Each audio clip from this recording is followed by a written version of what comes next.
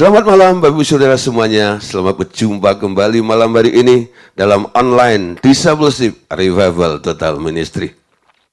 Puji Tuhan, malam hari ini kita boleh kembali bersama-sama untuk belajar dan mendengarkan firman Tuhan. Tema firman Tuhan yang akan kita bahas bersama-sama ini malam hari ini masih berbicara tentang jangan mengasihi dunia, ya. Nah, saudara, kenapa kita nggak boleh mengasihi dunia ini? Kemarin sudah kita bahas di sesi pertama, karena kita tahu bahwa dunia, di balik dunia ini ada yang mengendalikan, ada penguasanya. Kita bilang, iblis adalah penguasa yang bercokol memerintah di dunia ini. Bedakan antara bumi dan dunia.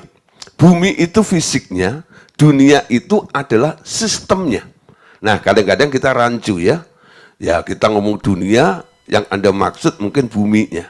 Tapi Alkitab dengan jelas memisahkan untuk membedakan. Kata dunia ini lebih mengacu ya kepada sistem yang dibangun oleh iblis di muka bumi ini. Ingat ketika iblis itu mau kudeta lalu dilempar oleh Allah, dibuangnya kemana? Bukan ke dunia, dibuangnya ke bumi. Amin. Yang diciptakan oleh Allah bukan dunia. Dunia, Allah tidak pernah menciptakan dunia. Jadi jangan salah buat istilah. Allah menciptakan bumi, betul? Fisiknya. Nah, kenapa ada dunia di atas bumi ini? Di dalam bumi ini. Ketika iblis dilempar ke bumi, dia membangun sebuah sistem untuk memperkuat dirinya dengan segala macam pengikutnya itu, lalu dibuatlah sistem. Nah, saudara, siapa saja yang dipengaruhi, lalu dimanfaatkan oleh si iblis untuk mengembangkan sistem ini. Dan Anda tahu, ya, sistem dunia ini berkembang begitu pesat. Kalau kita bicara tentang teknologi hari-hari ini, saudara, wah macam-macam ya. Ya, teknologi yang luar biasa. Dari lampu aja nih ya, nanti Anda bisa kasih contoh yang lainnya lebih canggih lagi. Dari dulu ya, kita pakai lampu minyak, sekarang pakai listrik, lampu listrik aja sekarang sudah beraneka ragam ya. Nah, modelnya sekarang dipakai menjadi aksesoris ya, kelap-kelip untuk Natal dan sebagainya. Wah, lighting dan luar biasa. Semua itu teknologi, saudara, ya. Nah, dikembangkan oleh sistem yang dibangun oleh si iblis, yaitu dunia ini. Memang kelihatannya sistem dunia ini mengalami kemajuan yang begitu pesat. Ya. Tapi Anda lihat, ya, ketika dunia semakin mengembang, teknologi semakin canggih, dosa semakin merajalela, betul? Kejahatan begitu luar biasa. Jadi teknologi itu sekarang dipakai untuk sarana kejahatan, saudara. Kalau dulu ya, orang ngambil duit itu, nyuri itu mereka harus bobol rumah orang, bukan? Nah, buka brankas orang, lalu ambil hartanya, duitnya di situ. Sekarang, saudara, ya loh, dengan sistem teknologi, kalau macam dia bikin aplikasi apa ini dan itu dan sebagainya, Anda kejebak di situ, itu duit di dalam akun Anda ya, di dalam tabungan Anda bisa dikuras, tahu-tahu saldonya 0. Bayangin, saudara, gitu. Wah, saudara, sekarang harus hati-hati, betul. Apalagi sekarang, saudara, dengan penemuan AI ya, itu luar biasa. Suara Anda bisa ditiru, betul ya. Nah, untuk hal-hal yang jahat, saudara. Jadi karakteristik daripada suara Anda itu nanti bisa dikembangkan menurut keinginan dari orang yang punya modal dari apa yang sudah sedikit aja dari suara Anda itu bisa dikembangkan, diolah seolah-olah Anda yang ngomong, saudara. Ya, dan ini bahaya sekali. Jadi di balik kemajuan teknologi ya di dalam dunia ini, karena ada yang mengendalikan, unsur jahat itu begitu kuat, saudara.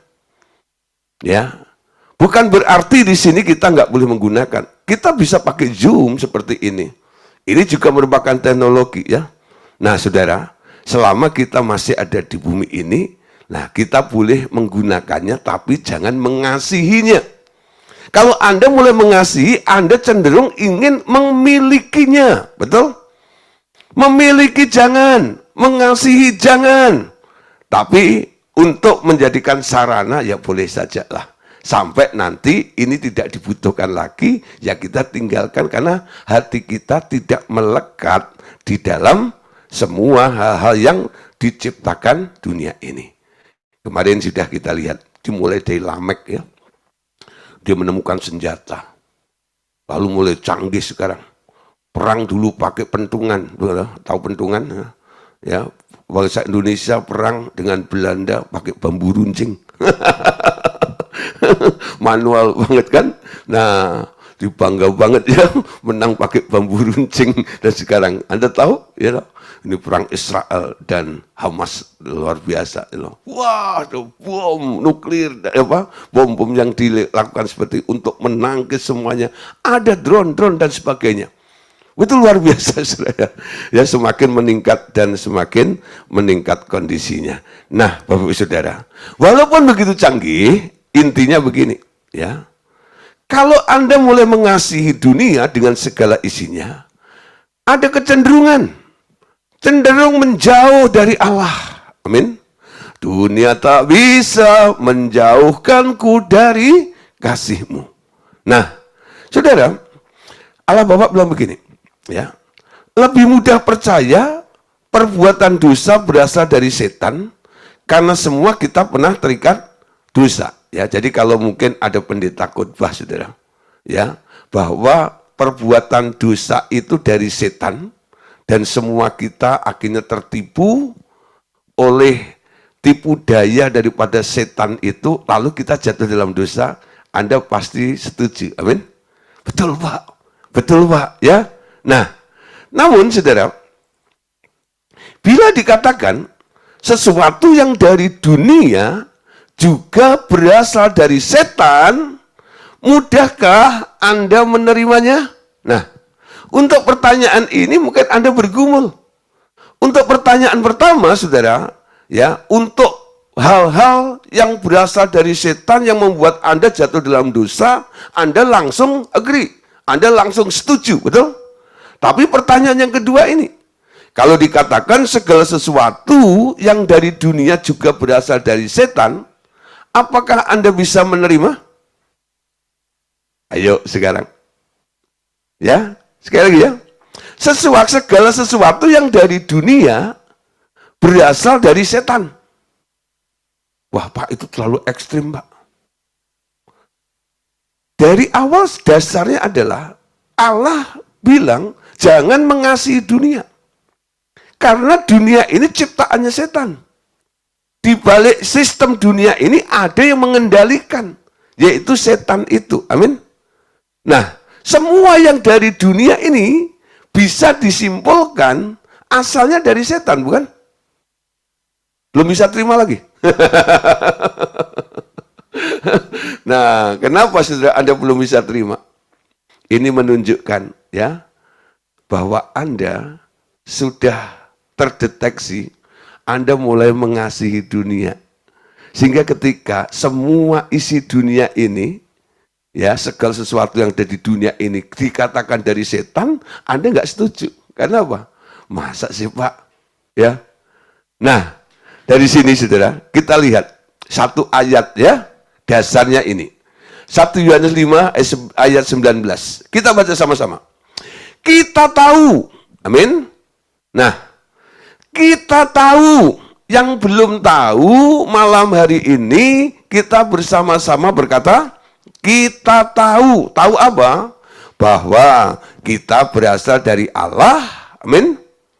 Dan seluruh dunia berada di bawah kuasa si jahat. Akan tetapi kita tahu bahwa anak Allah telah datang dan telah mengaruniakan pengertian kepada kita, supaya kita mengenal yang benar, dan kita ada di dalam yang benar, di dalam anaknya Yesus Kristus. Dia adalah Allah yang benar dan hidup dan yang kekal. Amin. Kita tahu bahwa kita berasal dari Allah. Ketika Anda lahir baru, Anda sekarang adalah orang yang berasal dari Allah, punya benih Allah. Yang kedua, seluruh dunia ternyata sudah berada di bawah kuasa si jahat. Seluruh dunia, artinya include, ya, luar dalamnya, betul? Segala sesuatu yang dari dunia ini asalnya dari mana? Dari si jahat. Yuk mulai relakan ya. Yang masih ngeyel-ngeyel, you know, enggak lah Pak, you know. Tuhan kan memberikan hikmat, memberikan kecerdasan, sehingga orang bisa berpikir ini, berpikir itu, dan menciptakan ini, dan menciptakan itu. Lalu terjadilah ini dan itu semuanya. Saudara kembali ya, sejak kapan manusia mulai berkreativitas? Sejak zaman Lamek menemukan, terus meningkat, sampai hari ini semakin canggih. Ya, dan Anda tahu siapa Lamek, betul? Nah, dari garis keturunan yang kurang bagus benihnya. Sudah terkontaminasi dengan kejahatan, kesalahan, dan dosa. Ya, nah saudara, tadi dikatakan kalau bilang dosa itu berasal dari setan, kita percaya ya. Jadi contoh begini, bila seseorang berkata bahwa urusan korupsi, urusan judi, urusan narkoba adalah hal dosa, Anda segera setuju. Amin. Ya, nah tapi bila seseorang berkecimpung dalam dunia pendidikan, berkecimpung dalam dunia hukum, berkecimpung dalam dunia perdagangan, dan seseorang bilang, Anda berurusan dengan setan di sana. Anda tak mampu menerimanya, bukan? Ya, nah saudara, ini sangat-sangat mengejutkan, betul? Tapi nanti kita akan belajar. Ya, bukan berarti lalu Anda tidak menyekolahkan anak Anda, bukan. Lalu Anda enggak jualan, bukan seperti itu. Ya, saya punya 2 anak, ya, kemarin minggu lalu, ya, baru yang bungsu baru wisuda, lulus semua deh, S1 semuanya. Sekolahkan, ya. Saya kasih sekolah yang terbaik menurut kemampuan, ya, berkat yang disediakan oleh Allah buat saya. Ya, tapi bukan saya terikat dengan sistem itu. Ya, nah. Saudara, kita lihat di sini. Dunia dengan sistemnya selalu membuat apa yang semula dikerjakan oleh Allah untuk kepentingannya pada mulanya akan selalu menjauh dari tujuan semula dan menjauh dari Dia. Saudara, contoh gini, dalam dunia politik ya. Kita lihat bangsa Israel yang semula mengenal pemerintahan teokratis. Ya, hanya mengenal satu Allah, ya, teokratis. Allah sendiri menjadi raja mereka. Suatu saat meminta diberi raja seperti bangsa lain. Nah, Anda lihat ayat ini ya. 1 Samuel 8 ayat 4. Sebab itu berkumpullah semua tua-tua Israel, mereka datang kepada Samuel di Rama dan berkata kepadanya, engkau sudah tua dan anak-anakmu tidak hidup seperti engkau, maka angkatlah sekarang raja untuk memerintah kami seperti pada segala bangsa lain.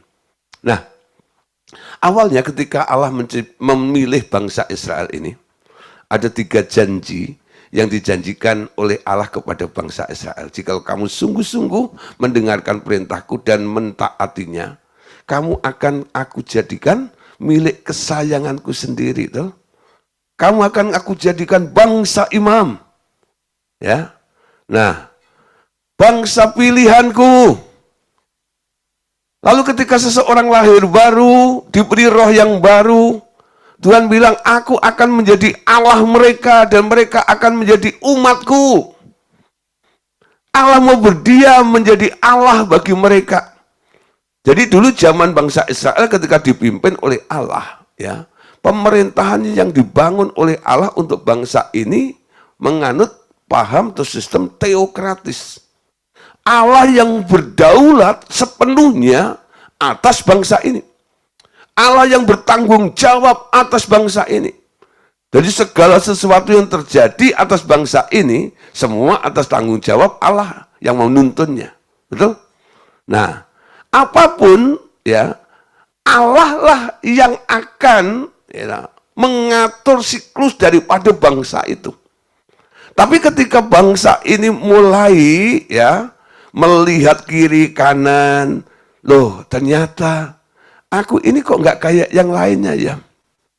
Nah, kesempatan ketika Samuel ya sudah tua, anak-anaknya nggak mumpuni nih ya untuk menggantikan Samuel. Lalu tua-tua beserta beberapa orang rakyat Israel minta kepada Samuel, ya berikan kami seorang raja seperti bangsa-bangsa yang lain. Dan Anda tahu akhirnya dibuanglah undi. Lalu terpilihlah Saul menjadi raja. Amin. Nah, saudara, namun ketika Saul dipilih berdasarkan kemauan rakyat, kemudian menjauh dari perintah-perintah Allah, ia harus digantikan orang menurut pilihan Allah, yaitu Daud. Amin. Nah, saudara, dipilih oleh rakyat, betul ya, bukan ditentukan oleh Allah. Nah, akhirnya Saul tidak layak karena nggak taat. Lalu Tuhan sendiri suruh Samuel untuk meralat apa yang sudah dilakukan itu dengan datang ke rumah Isai. Di situ Allah sendiri yang menunjuk, betul? Pilihan Samuel aja salah, betul? Dia mau mengurapi anaknya Isai yang paling tua. Tapi Tuhan bilang, jangan lihat parasnya. Aku melihat hati. Lalu sampai akhirnya Daud datang, lalu Tuhan bilang, urapi dia. Jadi Daud dipilih menjadi raja, itu atas ketetapan Allah, bukan? Sebenarnya Allah ingin mengembalikan bahwa dia yang akan berdaulat untuk bangsa itu. Nah, saudara, kita perhatikan dia. Jadi banyak orang-orang itu kadang-kadang mau dipimpin sepenuhnya oleh Allah seperti bangsa Israel awalnya itu. Mereka mencoba untuk keluar dari kehendak Allah itu dengan mengikuti pola yang ada di sekitarnya alias dunia ini. Gereja adalah kumpulan orang-orang yang dipisahkan dari dunia. Amin. Dipisahkan dari dunia. Dididik dengan cara yang berbeda. Betul? Untuk apa? Supaya ada perbedaan antara gereja Tuhan dengan dunia. Nah, cilakanya saudara. Hari-hari ini saudara, gereja-gereja karena sudah kekurangan bahan khotbah, akhirnya masuklah orang-orang profesional dalam tanda kutip, orang-orang sukses yang telah sukses dalam bidang bisnis ya di dunia ini, lalu mulai diundang. Awalnya hanya untuk kesaksian ya, bagaimana Tuhan tolong, bagaimana Tuhan campur tangan dan sebagainya. Lama-lama saudara, gereja Tuhan mulai mengadopsi kunci kesuksesan usahamu itu seperti apa ya? Oh, kami begini, kami bekerja keras, kami membangun sistem ini, kami begini, begini, begini, begini. Lah, akhirnya saudara, gereja dalam pertumbuhannya nggak nanya Tuhan lagi. Mengadopsi sistem yang dibangun di dalam dunia itu. Mereka menunjukkan ada pilar-pilar ini, ada 9 pilar, 10 pilar, 1000 pilar, dan sebagainya. Nah, saudara, banyak ya gereja Tuhan yang mulai mengadopsi pola-pola yang dari dunia sudah masuk di dalam gereja Tuhan. Hasilnya gimana? Wow, keren. Jadi gereja-gereja raksasa, gereja-gereja yang besar, yang luar biasa, kelihatannya berkembang. Tapi moralitasnya saudara nol sekali, betul? Mereka tidak lagi bicara tentang nilai salib. Yang dibicarakan apa? Goalnya adalah sukses. Kalau diajak ngomong tentang salib, mulai letoy. Udahlah. Nggak perlu proses lagi. Nggak perlu salib. Ngapain salib-saliban? Emang ke trek balapan? Udah. Yang penting sukses. Dengar ya? Nah, bahaya saudara. Salib itu kekuatan Allah. Ketika seseorang diselamatkan, pertama kali Tuhan bilang apa? Sangkal diri, pikul salib, every day. Betul? Setiap hari. Pikul salib. Kalau pemberitaan salib Anda anggap sebagai kebodohan, nah, hikmat dunia Anda junjung tinggi. Artinya, Anda menolak kasih Allah, tapi menerima dunia dengan segala konsekuensinya. Di balik sistem dunia itu, siapa yang mengendalikan? Si iblis atau setan. Nangkep saudara. Bahaya bukan? Alkitab bilang, pemberitaan salib bagi orang-orang yang akan binasa, itu adalah kebodohan. Bagi orang yang diselamatkan, itu adalah anugerah. Amin. Ku datang pada salib itu, ku ingat apa? Cintanya Tuhanku. Nah, ketika engkau terus diingatkan kepada salib pengorbanan Yesus, cintamu dengan Tuhan semakin luar biasa. Tapi ketika kau menolak tentang pengajaran salib, hanya mengujar sukses, dan sukses, Anda sedang dibawa menjauh dari Allah.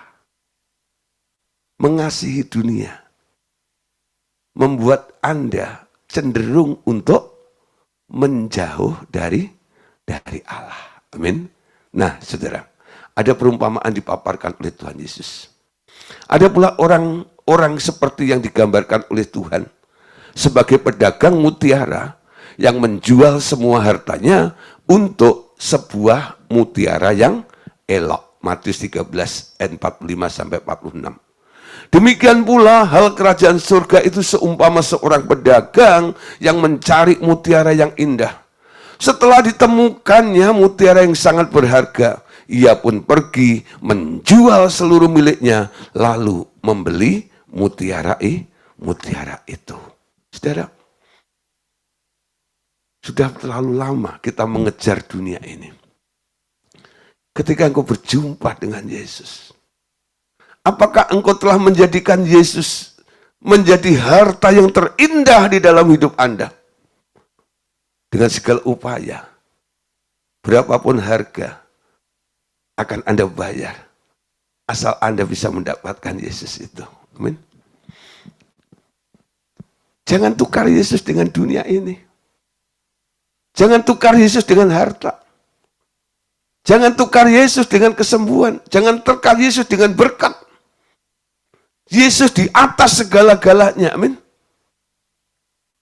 Nah, saudara, coba mulai junjung tinggi.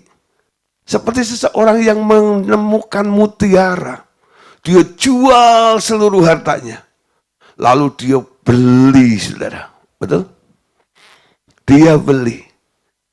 Nah, untuk mengasihi Tuhan, saudara, kadang-kadang membutuhkan effort, betul? Ada sesuatu yang harus kita korbankan, ada sesuatu yang harus kita bayar. Nah, saudara, mereka adalah orang-orang yang bergerak di dunia bisnis dan menyerahkan seluruh kekayaannya untuk mendanai pelayanan pemberitaan kerajaan surga. Namun setelah pemilik perusahaan itu meninggal, dengan cepat perusahaannya kembali menjadi pengusaha perusahaan dagang duniawi saja, ya. Nah, itu saya kasih contoh, ya. Yang punya Colgate, ya. Yang punya Colgate itu pendirinya dulu karena dia begitu mengasihi Tuhan, terus mengasihi Tuhan, setia dari perkara yang kecil dengan membayar persepuluhan, diberkati terus, sampai akhirnya dia tidak hanya membayar 10%. 90%, ya, itu labanya dipakai, digunakan untuk membiayai pelayanan, saudara. Dia hanya hidup dari 10%. Dari 10% aja udah kaya luar biasa.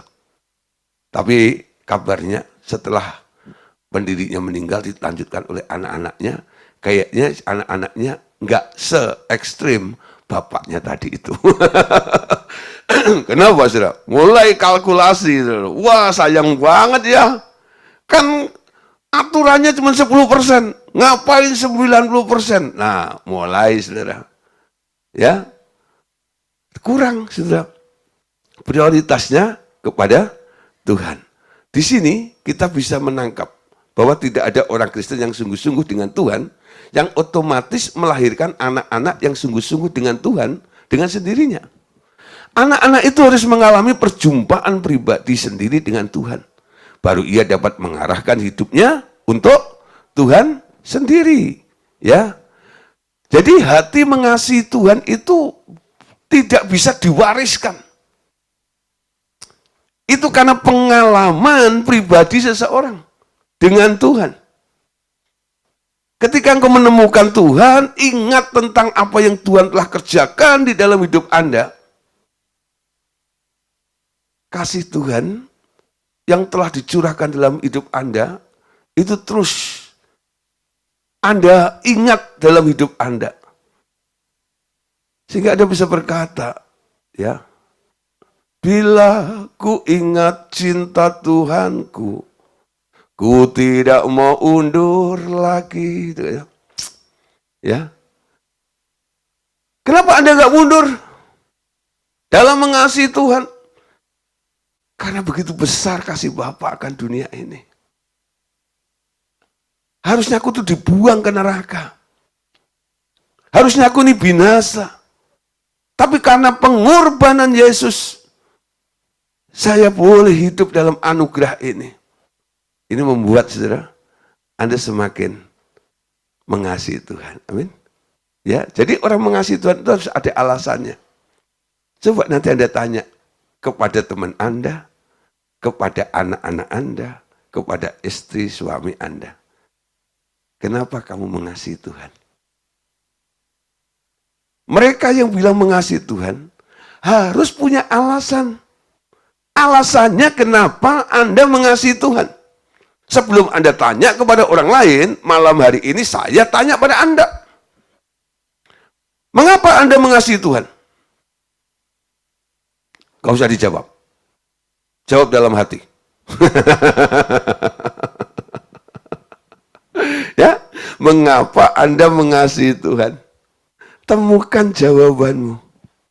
Apakah jawabanmu itu begitu kuat untuk menjadi landasan sehingga apapun tidak bisa menggoyahkan cintamu kepada Tuhan, memastikan engkau tidak mundur ya, dalam mengikut dan mengiring Tuhan. Amin.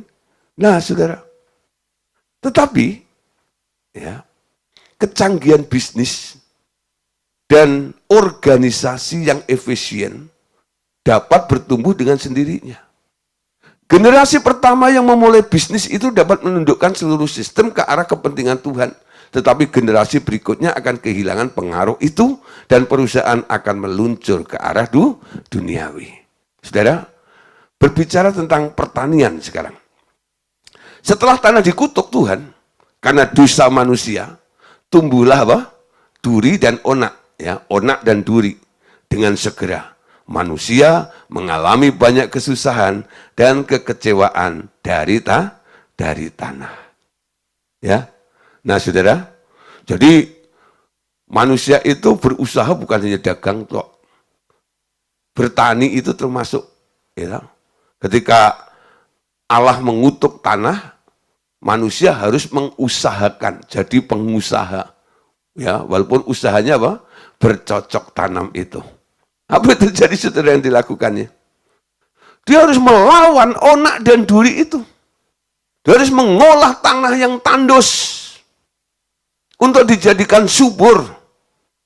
Nah, upaya untuk mengolah fokus perhatiannya sekarang tercurah ke atas tanah itu. Gak heran sekarang, saudara, kalau ada orang-orang diajak ke gereja, Kadang-kadang bilang, ntar ya, kalau saya udah kaya, ntar ya, saya lagi sibuk. Nah itu menunjukkan mereka sedang bergelut, sedang berjuang melawan onak duri dan tandusnya tanah itu. Sehingga untuk Tuhan dijadikan nomor sekian. Amin. Ya. Nah, saudara, sekarang kita lihat banyak hal seperti itu. Dunia semakin berlalu, berjalannya waktu sampai akhirnya tiba pada zamannya Nuh, ya. Nah, banjir zaman Nuh memberi permulaan baru di atas bumi.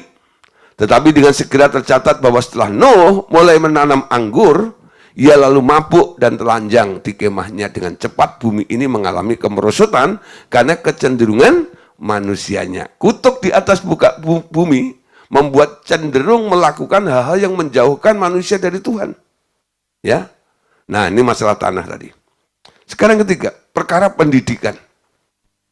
Paulus menggolongkan semua pendidikan yang diperolehnya sebagai yang dibuangnya demi memiliki pengetahuan tentang Tuhan. Nah, ini saudara. Orang yang mengalami perjumpaan dengan Tuhan, dia akan memandang Tuhan jauh lebih utama, Tuhan jauh lebih berharga dari semua apa yang pernah dicapainya. Siapa Paulus? Ahli Taurat, orang berpendidikan. Apa kata orang berpendidikan yang sekarang ditangkap oleh Tuhan, lalu mengikuti Tuhan? Filipi 3 ayat 7.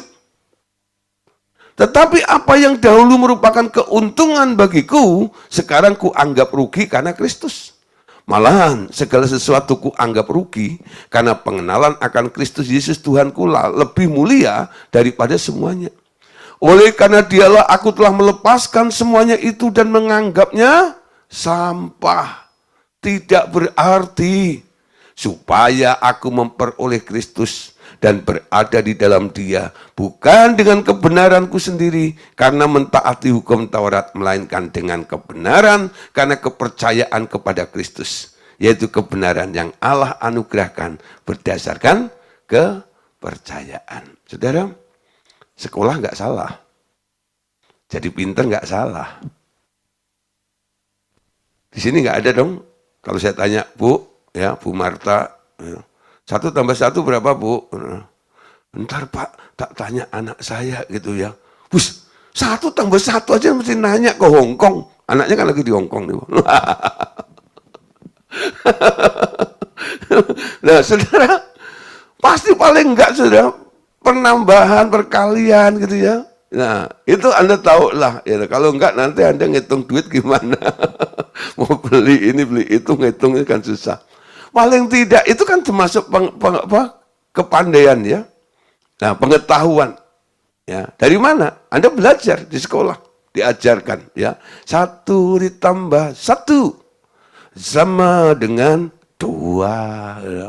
2 ditambah 2 sama dengan 4 ya.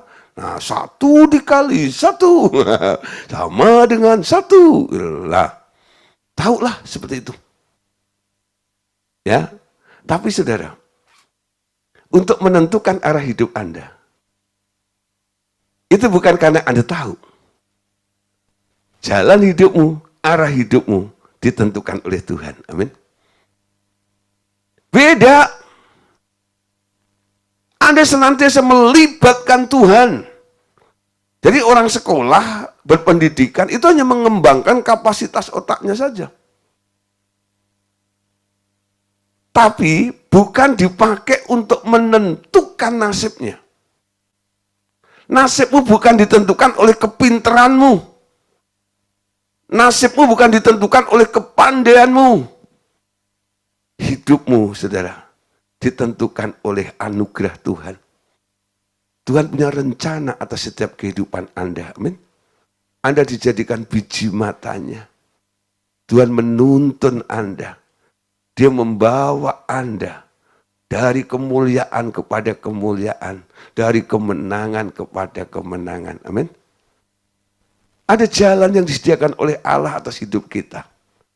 Nah, kadang-kadang orang-orang pinter itu ya, kepintarannya dipakai untuk membandingkan dengan jalan Tuhan. Sehingga hidupnya selalu dalam persimpangan perbandingan. Menurut saya begini, menurut Tuhan begini. Gak heran banyak orang-orang pintar kadang-kadang datang pada saya, konseling, Pak, iki piye? Ini gimana? Kalau Alkitab bilang begini, tapi Pak, nggak bisa dong. Hitungannya kan begini loh Pak. Faktanya kan begini. Nah, sampai akhirnya saya bilang, kamu mau tunduk pada Allah atau tetap mau ngeyel? Ya, kecenderungan orang pintar selalu ngeyel kadang-kadang. Kenapa? Dia merasa punya kebenaran sendiri itu. Kebenaran Allah kadang-kadang ya gitu bisa dikesampingkan. Karena dia melihat kebenarannya lebih indah daripada kebenaran dalam rencana Allah yang akan dinyatakan kepada Anda. Amin. Nah, saudara, faktanya begini. Banyak sekolah-sekolah ya di barat dan juga sekolah-sekolah misi di negeri timur dimulai oleh orang-orang Kristen dengan niat mendidik orang-orang percaya di bawah pengaruh kekristenan. Tetapi setelah para pendiri itu meninggal, dengan cepat institusi itu meluncur menjadi sekolah-sekolah sekuler kembali. Ya. Nah, sekarang lihat saudara. Sekolah-sekolah sudah menjadi komersil. Sekolah Kristen yang dulu ya, untuk membawa banyak orang, anak-anak dididik dari dini supaya mengenal Tuhan di sekolah itu. Sekarang untuk masuk ke situ aja nilainya, biayanya wow keren, saudara. Loh ya. Nah, SPP-nya aja kadang sebulan bisa 20 juta. Gitu. Ya, SMP, gitu. SMA, macam itu. Yang internasional, sekolah Kristen tuh. Ya. Ya. Nah, yang diajarkan udah mulai. Nilai kekristenan kadang-kadang sudah kurang lagi. Ada di situ. Ya. Nah, itu tentang pendidikan, saudara. Ya, nanti Anda bisa renungkan sendiri. Yang ketiga, yang berikutnya, saudara. Andai kata Anda ditanya, apa pekerjaan Anda sekarang? Lalu Anda menjawab, di bidang kesehatan. Wow, ya. Tentu Anda tak ada perasaan lain selain merasa sedikit bangga karena sifat dari pekerjaan itu sangat mulia. Tapi bila kemudian Anda diberitahu bahwa bidang obat-obatan dan pengetahuan medis itu juga satu bagian di bawah kendali si iblis, mungkin sebagian orang Kristen, Anda segera sadar dan segera mau menarik diri dari bidang itu. Ya. Jangan terlalu cepat keluar, tapi lakukanlah perlahan-lahan karena Anda di daerah kekuasaan iblis. Hati-hati bertindak agar Anda tidak jatuh dalam sistem perangkap iblis yang mematikan. Nah, ini saudara, ini yang bekerja di bidang kesehatan. Di sini ada beberapa dokter yang ikut kelas pemuridan. Ya, malam hari ini ada banyak. Ya, di sini ada berapa? Tuh 2, 3, 4. Ya, ada 4 dokter nih. Ya. Ya, nah kalau Anda ditanya, Anda kerja di bidang kesehatan, belum yang jadi bidan, belum yang jadi perawat. Nah, ini mungkin ya, yang saya ketahuin aja di sini nih, ada 4 dokter nih. Ya, nah kalau ini saudara ya terjadi atas hidup Anda, lalu Anda harus menentukannya, lalu ditanya ya. Dikatakan bahwa bidang obat-obatan dan pengetahuan medis itu juga bagian dari kendali si iblis. Anda bisa terima atau enggak? Saudara, ya, apakah dokter itu masih dibutuhkan oleh orang Kristen? Masih. Ya. Nah, bedakan, saudara. Kalau imanmu masih di bawah ilmu pengetahuan dokter, Anda masih butuh pertolongan dokter dan obat-obatan rumah sakit, apotek, dan sebagainya. Tapi kalau imanmu naik, keyakinanmu akan Tuhan, itu melampaui dokter, Anda sudah tidak perlu dokter lagi. Saya sering katakan begini, nggak semua orang Kristen itu orang beriman. Bingung kan? Nggak semua orang Kristen punya iman. Murid-murid Yesus saja pernah menjadi kuman, kurang iman. Itu ya. Ketika Tuhan Yesus bicara tentang mengampuni, mereka bilang, tambahkanlah kami yang kurang percaya ini Tuhan. Tambahkan iman kami. Artinya kurang iman, betul ya. Murid aja yang dekat Yesus pernah ngalami krisis kurang iman. Apalagi yang menjadi orang Kristen KTP, doa nggak pernah, baca firman nggak pernah. Tapi KTP-nya Kristen. Apakah bisa dikatakan orang punya iman? Ya enggak. Orang yang nggak punya iman masih ada di bawah sistem itu. Tapi kalau Anda sudah punya iman di atas dokter, Anda nggak perlu dokter. Amin. Jadi dokter dibutuhkan untuk orang yang imannya belum kuat. Tapi kalau imanmu sudah kuat, Anda bisa berkata, maaf Pak Dokter, bilur Yesus cukup buat saya. Amin. Beda ya. Nah, saudara, itu sistem itu sudah Anda tahu ya. Sekarang sudah mulai banyak kebongkar ya. Tentang farmasi, betul? Kan Anda sudah mulai terkuat lah, ngerti, gitu. Itu sebenarnya apa? Saya nggak akan jelaskan. Anda cari di Google aja. Orang mengkonsumsi obat, ya kecanduan dengan obat walaupun untuk kesehatan. Sebenarnya ya lambat laun. Nah, paling bagus apa? Orang yang bebas dari obat, betul? Obatnya harus diganti dari bulir jadi bilur, amin. Sehingga Anda berkata oleh bilur-bilurnya saya sudah sembuh.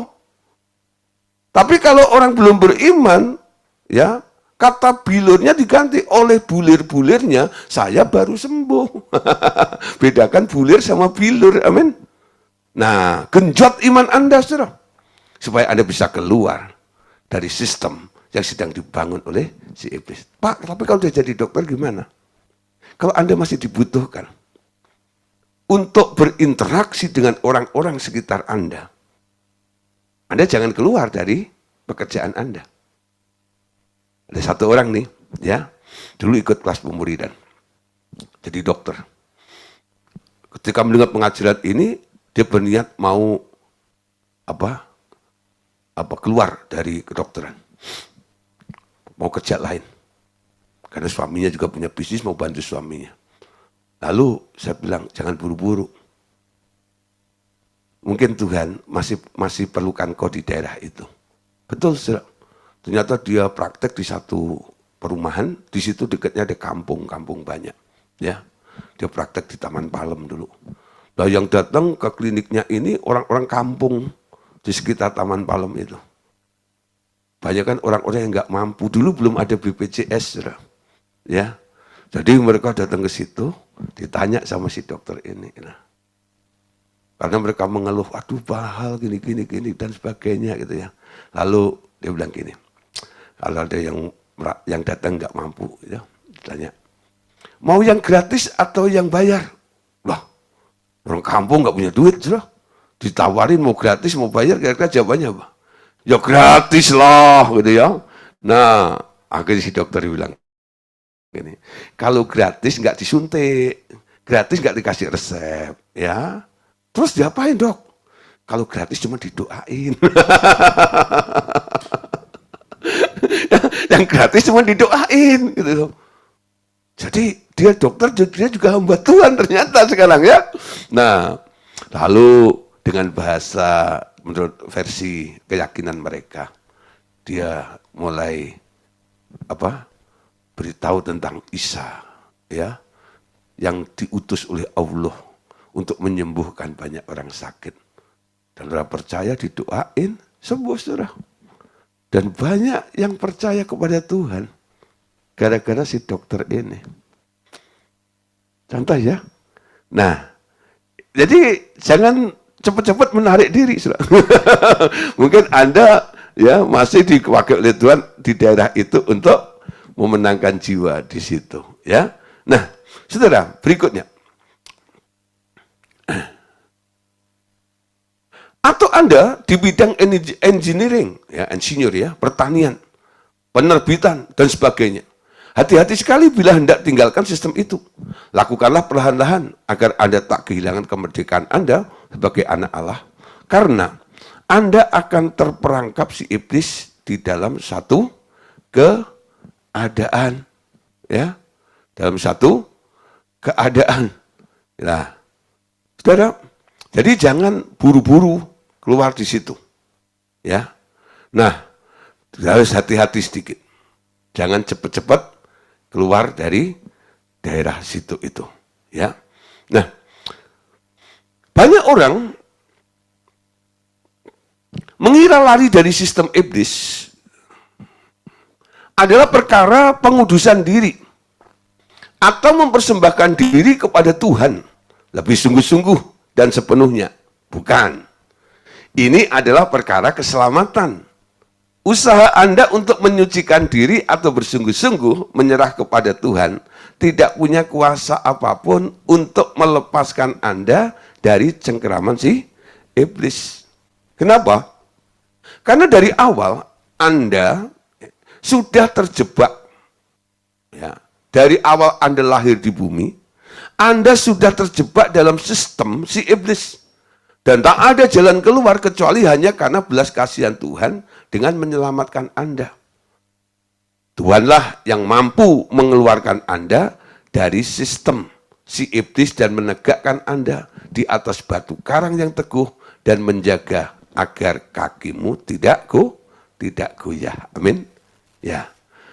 Dengan cara ini, pekerjaan yang sedang Anda kerjakan sekarang dapat diubah menjadi sarana bagi kepentingan dia sampai ia memerintahkan Anda untuk meninggalkannya, ya. Nah, saudara, ini contoh. Kapan Anda harus berhenti dari pekerjaan Anda yang ada di dalam sistem si iblis itu? Sampai Tuhan bilang, out. Anda pergi. Nah, saudara, sekarang kita harus tahu, dunia yang sedang diagung-agungkan, dijunjung tinggi, betul ya? Dihargai begitu luar biasa. Dikagumi oleh orang-orang sekitar kita ini. Sebagai orang percaya, dunia yang begitu indah, begitu elok itu, sekarang harus ditaruh di bawah air. Ya. Nah, dunia itu harus ditaruh di bawah air.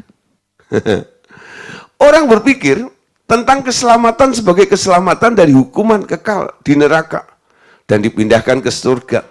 Atau kita ditebus dari dosa-dosa kita untuk hidup dalam kekudusan. Bukan keselamatan yang mengerjakan jauh lebih banyak dari itu. Markus 16:15. Lalu ia berkata kepada mereka, pergilah ke seluruh dunia. Beritakanlah Injil kepada segala makhluk.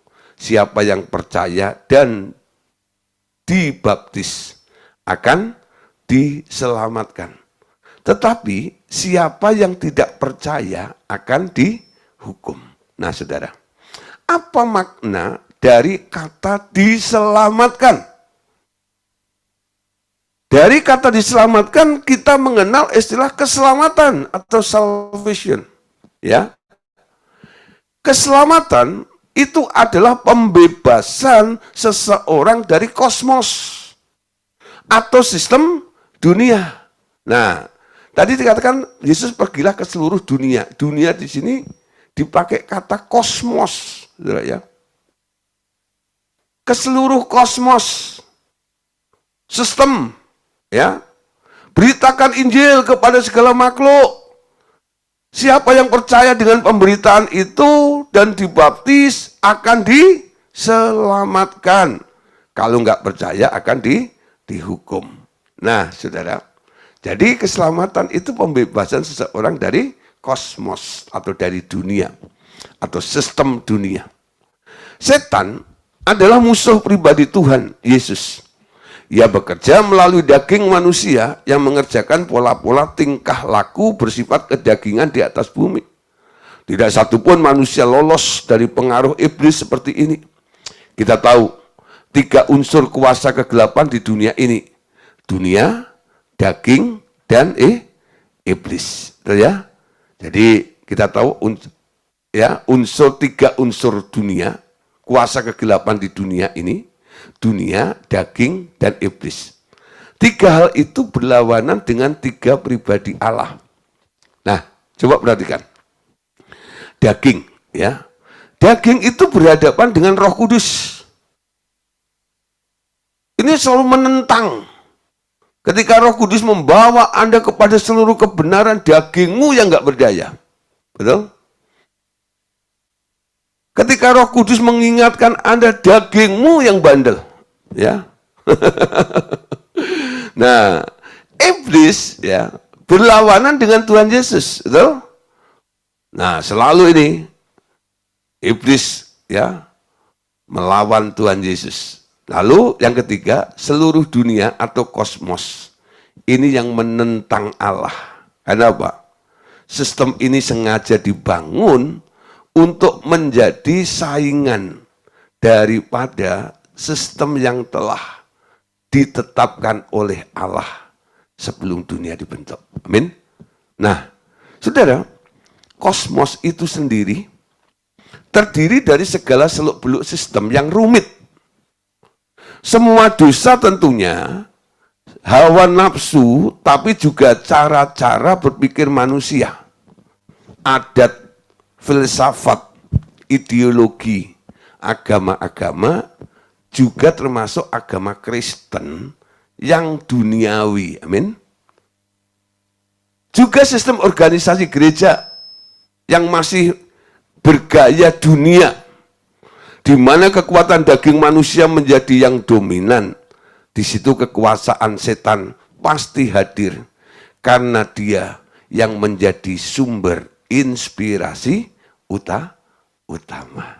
Ingat saudara, apapun yang kau kerjakan, apapun yang engkau sedang lakukan, baik dalam bidang sekuler maupun bidang kerohanian, ketika engkau sedang melakukan sesuatu, dasarnya siapa yang menyuruh?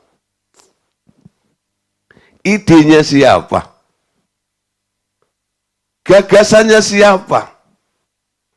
Dorongannya siapa? Betul? Kenapa Anda dijadikan anak Allah? Lalu anak Allah itu dikumpulkan menjadi batu yang hidup untuk menjadi tubuh Kristus yang disebut gereja di muka bumi ini. Anak Allah adalah orang-orang yang dipimpin oleh Roh Allah, betul? Semua yang dia kerjakan, pastikan ini karena Tuhan mau. Ya, ini karena Tuhan mau. Tuhan yang suruh, Tuhan yang tempatkan saya di sini.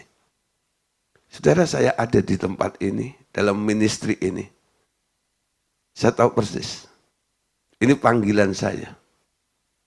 Karena saya sebelumnya sudah mencoba untuk melakukan sesuatu dalam tanda kutip pelayanan menurut keinginan saya, dengan dasar, dengan pertimbangan, nanti kalau saya membangun pelayanan ini, saya dapat ini dan itu dan sebagainya. Tapi akhirnya Tuhan tarik saya, bawa saya ada di dalam pelayanan ini. Walaupun nggak berkelimpahan harta seperti ya teman-teman hamba Tuhan yang lainnya. Tapi saya bersyukur. Saya ada di dalam panggilan Allah. Artinya saya sedang mengerjakan apa yang Tuhan sedang percayakan kepada saya. Dan kadang-kadang saudara nggak masuk di dalam otak saya.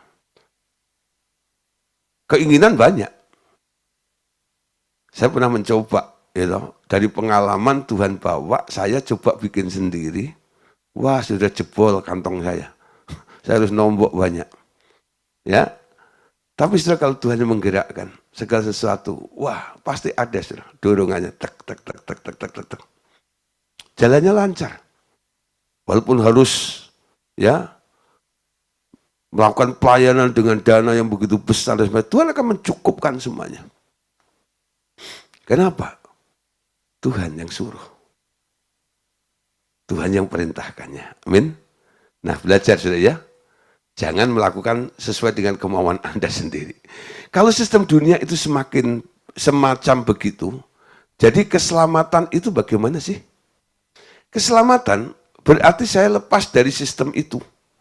Tidak ikut pola pikiran setan. Saya menaruh hati kepada hal yang berkenan di hati Allah. Tuhan bilang, barang siapa dibaptiskan akan selamat. Dengan sederhana kita mengikuti perkataannya. Saya percaya dan saya dibaptiskan. Dan keluar dari air, saya diselamatkan. Jadi orang dibaptis, ya, kalau Anda dibaptis percik, ya, walaupun itu menolong, iman Anda bisa membayangkan dan sebagainya. Tapi gambarannya mungkin kurang begitu jelas. Kenapa saya harus membaptis orang dengan cara selam? Pertama, karena Yesus sendiri waktu dibaptis diselam. Baptiso dari kata diselam. Betul ya? Nah, paham yang masih pakai percik ya itu silahkan. Saya tidak mengatakan Anda salah dan sebagainya. Tapi saudara, dengan dibaptis selam, artinya Anda ditenggelamkan. Ketika Anda ditenggelamkan, Anda ada di bawah air, betul? Lalu Anda dibangkitkan. Keluar dari air. Ketika Anda keluar dari air, Anda disebut manusia baru, ciptaan baru, betul? Yang lama sudah berlalu. Yang baru sekarang yang Anda hidupi bersama dengan Tuhan. Pertanyaannya, yang lama sekarang ada di mana? Yang lama ketinggalan di dalam air itu. Ya, yang lama yang ketinggalan di dalam air itu. Nah, sebelum Anda dibaptis, Anda penuh dengan sistem dunia. Ketika Anda dibaptis, Anda masuk ke dalam air, Anda keluar, sistem dunia itu harus tinggal di dalam air itu. Anda keluar tidak membawa sistem dunia, tapi sistem kerajaan surga. Amin. Tapi nggak semua orang seperti itu kan. Padahal kitab Kolose berkata, 3 ayat 1. Jika kamu telah dibangkitkan bersama dengan Kristus, maksudnya dibaptis, pikirkanlah perkara yang di atas, bukan yang di bumi.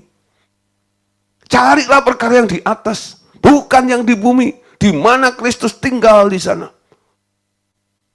Tapi ada orang habis dibaptis tetap aja gaya pikirannya duniawi juga. Artinya apa? Sistem dunia nggak ditinggalkan di sana. Nah, harusnya waktu dibaptis, sistem itu biarkan ada di dalam air. Amin. Dunia ada di bawah air. Anda yang sudah di atas air, Anda terpisah dari dunia ini. Amin. Nah, itulah yang disebut diselamatkan. Dipisahkan dari sistem dunia.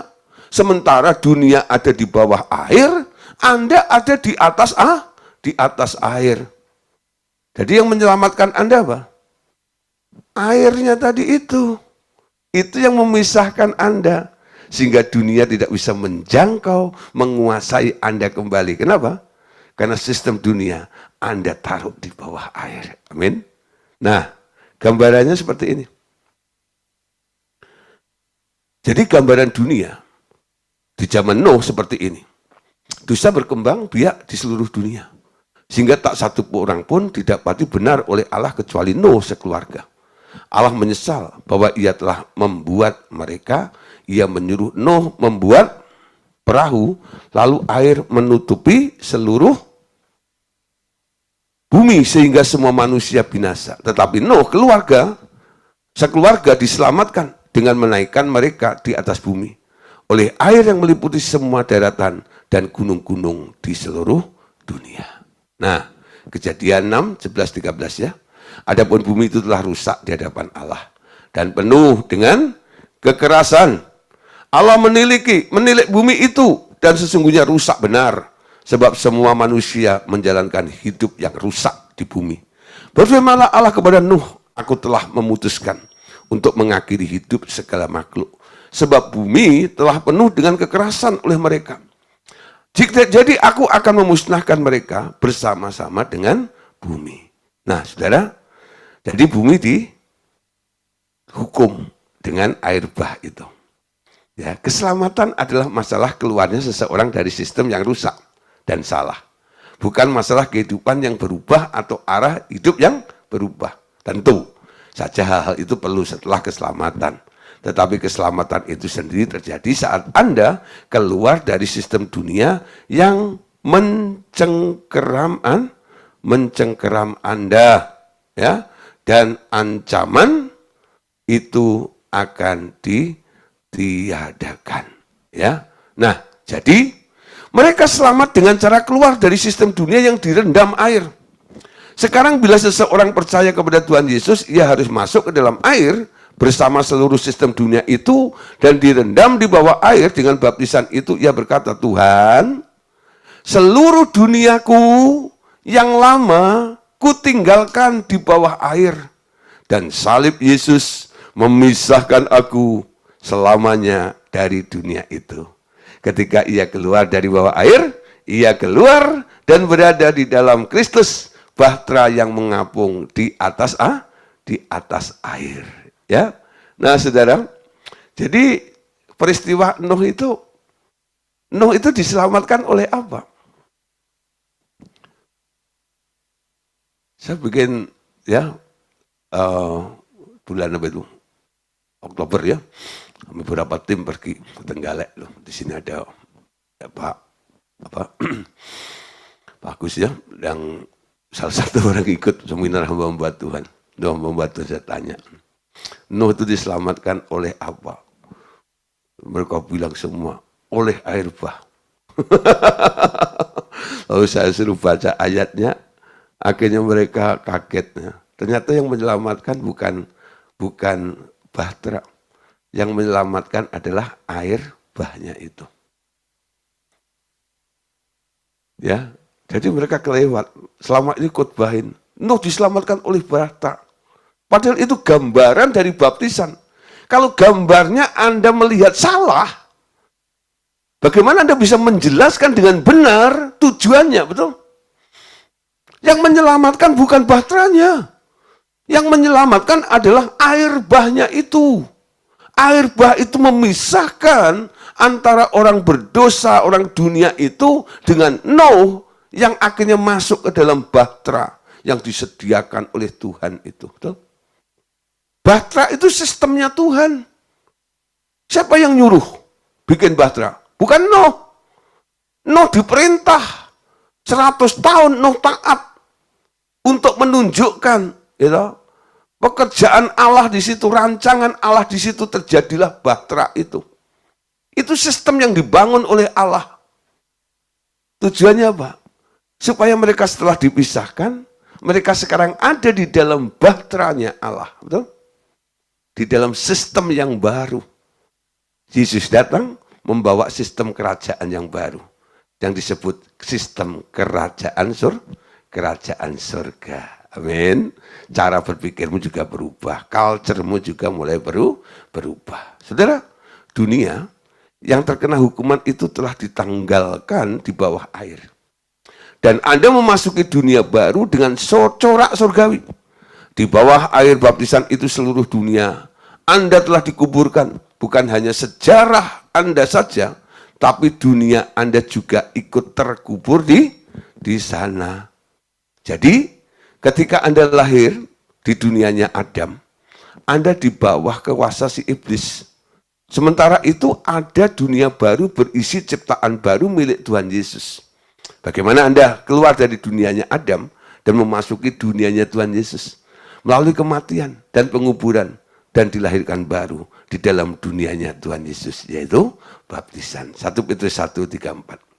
Terpujilah Allah dan Bapa Tuhan kita Yesus, yang karena rahmat yang besar telah melahirkan kita kembali oleh kebangkitan Yesus Kristus dari antara orang mati kepada suatu hidup yang penuh pengharapan, untuk menerima sesuatu bagian yang tidak dapat binasa, yang tidak dapat cemar, dan yang tidak dapat layu, yang tersimpan di surga bagi kamu. Dilahirkan kembali. Roma 6 ayat 5. Sebab jika kita telah menjadi satu dengan apa yang sama dengan kematiannya, kita juga akan menjadi satu dengan apa yang sama dengan kebangkitannya. Orang dibaptis itu dibunuh, mati. Ku telah mati dan tinggalkan cara hidup dunia ini.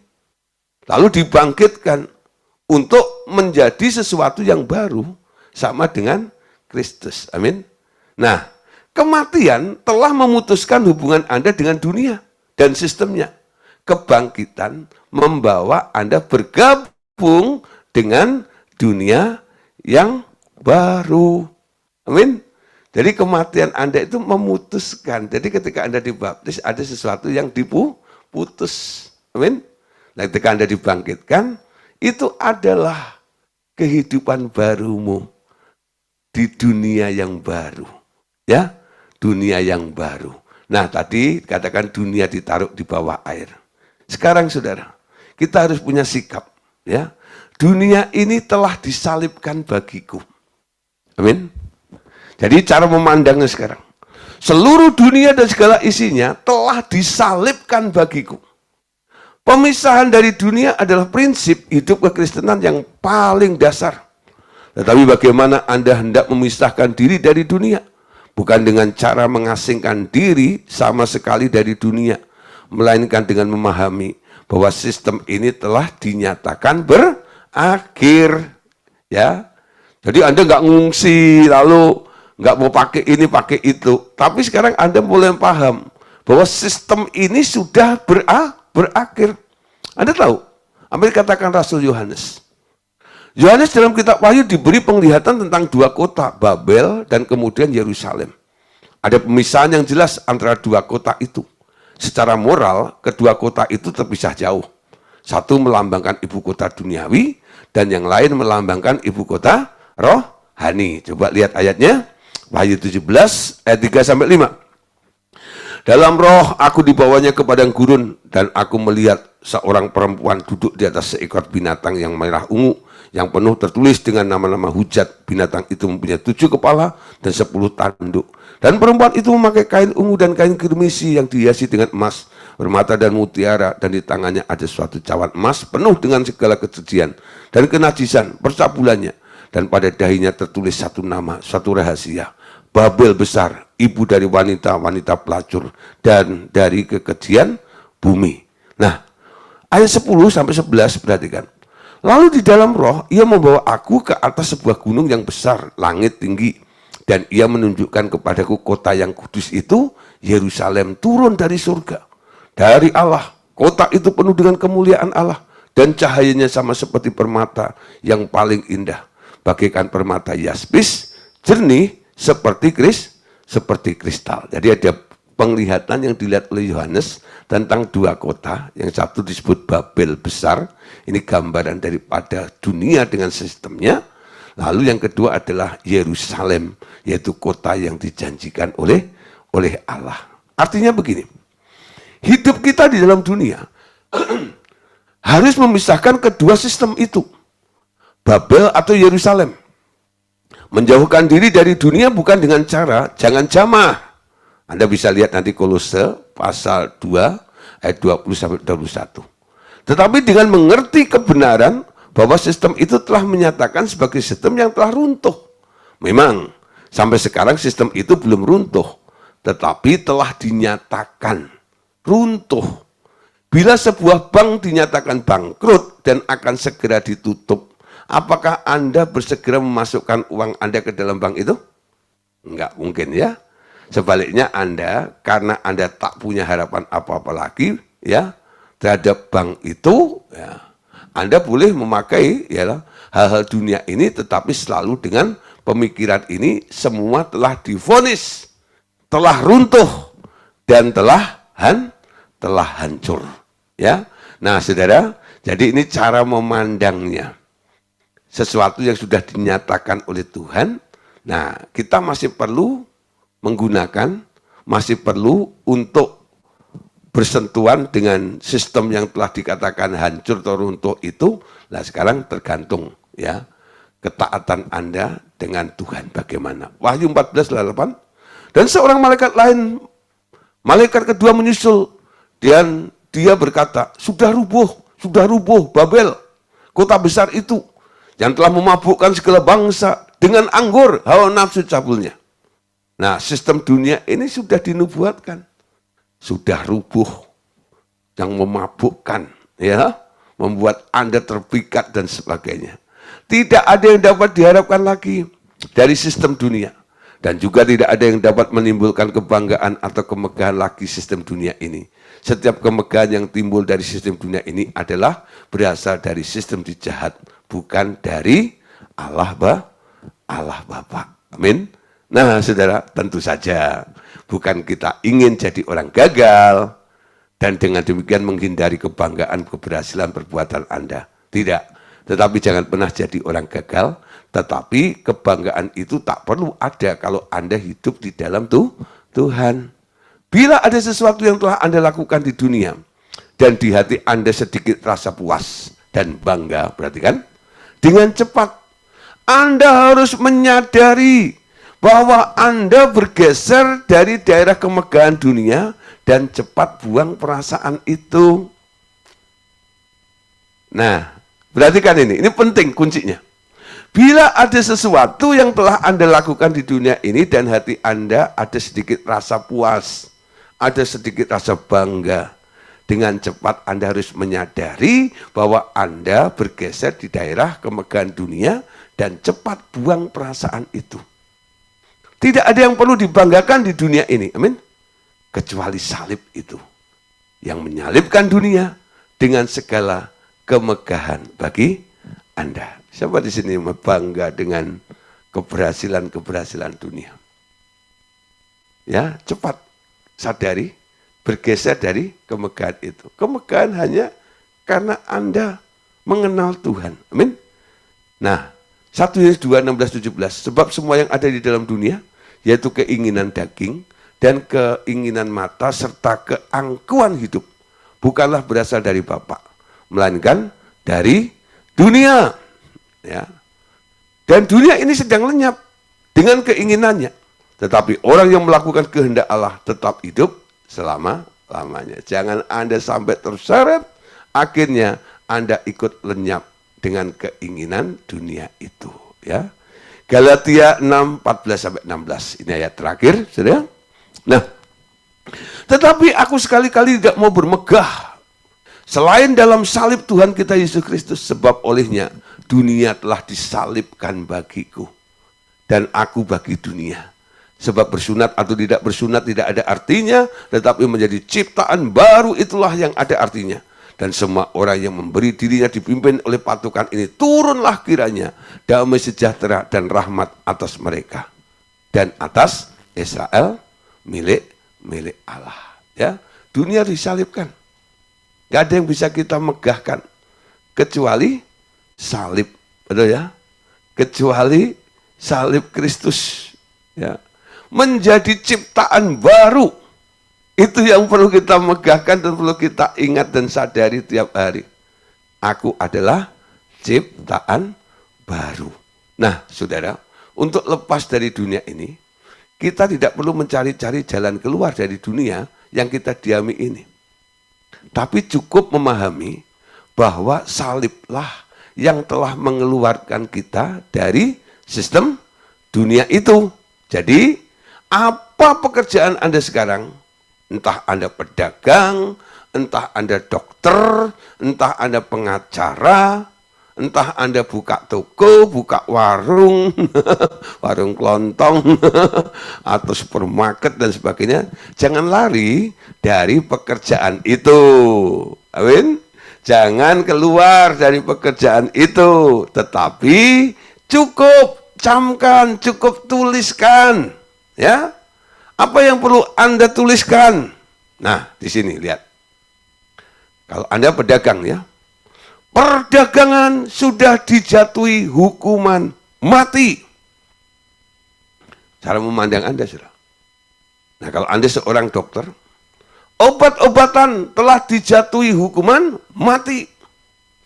Nah, kalau Anda berurusan dengan hukum, ya, urusan hukum dunia ini telah dijatuhi hukuman mati. Anda buka toko, urusan toko telah dijatuhi hukuman mati. Kalau buka Anda warung kelontong, ya, urusan warung juga telah dijatuhi hukuman mati. Nah, kenapa kita harus ya bikin statement seperti ini? Dengan melakukannya sungguh-sungguh, hidup Anda akan berubah. Dan di dalam dunia yang membenci Allah ini, justru Anda akan hidup dalam kasih yang semula kepada Dia. Amin. Oke, saudara. Jadi malam hari ini kita sudah membahas ya tentang jangan mengasihi dunia. Tapi besok kita masih membahas kelanjutannya lagi ya.